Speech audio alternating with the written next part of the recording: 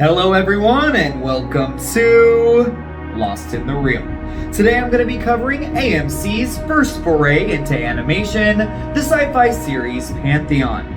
Will this mindbender be too confusing for general audiences, or is it the start of something great for the cable channel known for excellence? Let's talk about it.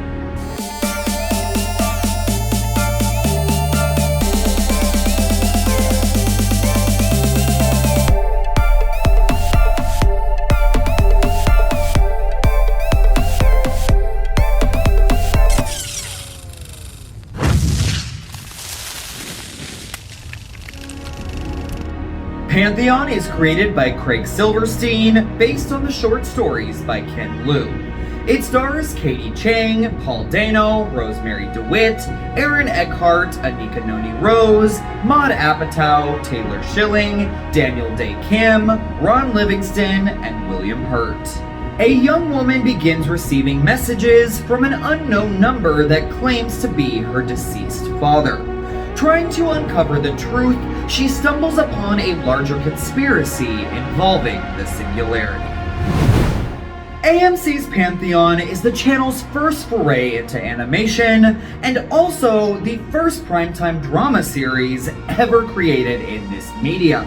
It's a wonderful sign of where entertainment is going that a big cable network known for hits like Breaking Bad, The Walking Dead, and Mad Men is taking such a huge risk on a project like this one.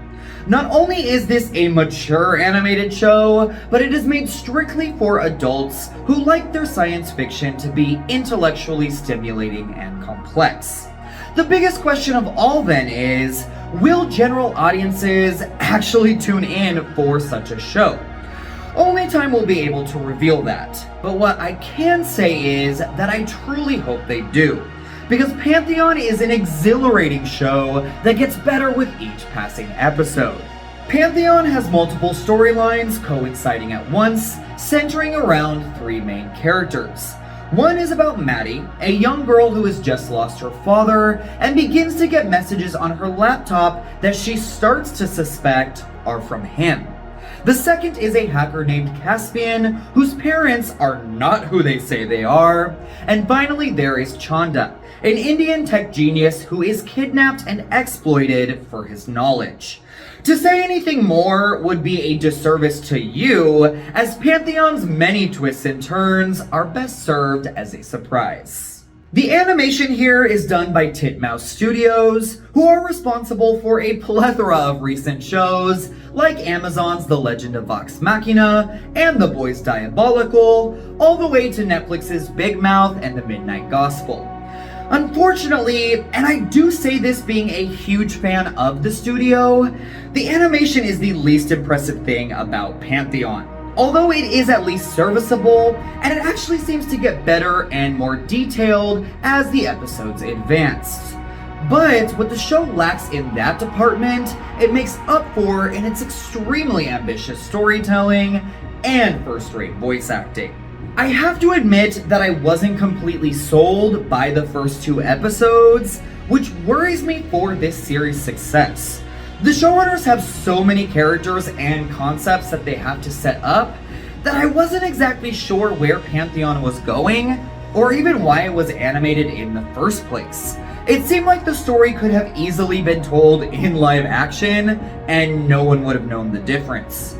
But once I got into episode 3, and even more so in 4, everything started coming together. And I realized that this medium was the only way Pantheon Saga could have been brought to life. This show definitely takes some patience on the viewer's part to get through, especially at the beginning. With some heavy exposition, a great deal of computer jargon, and its slow reveal of major plot points. So even if you give up after episode 1 or 2, I recommend giving it another shot once a few more installments are out. By the end of the 4th hour, which is the last episode AMC provided for review, you will have a much deeper understanding of what this show is all about. We begin to delve deep into questions of morality and what that means to us, the ethics of artificial intelligence, and when it has gone too far. and the power of ungovernable tech companies and their increasing hold on society. Once these themes started coming into play, I was hooked, and I have a good feeling that you will be too. I also could not have been more impressed by the voice acting. Pantheon is stacked to the nines with a diverse cast of A-listers, including the last performance of the late great William Hurt. These actors give such depth to all of these compelling characters, with Paul Dano, Katie Chang, and Rosemary DeWitt being the real standouts for me.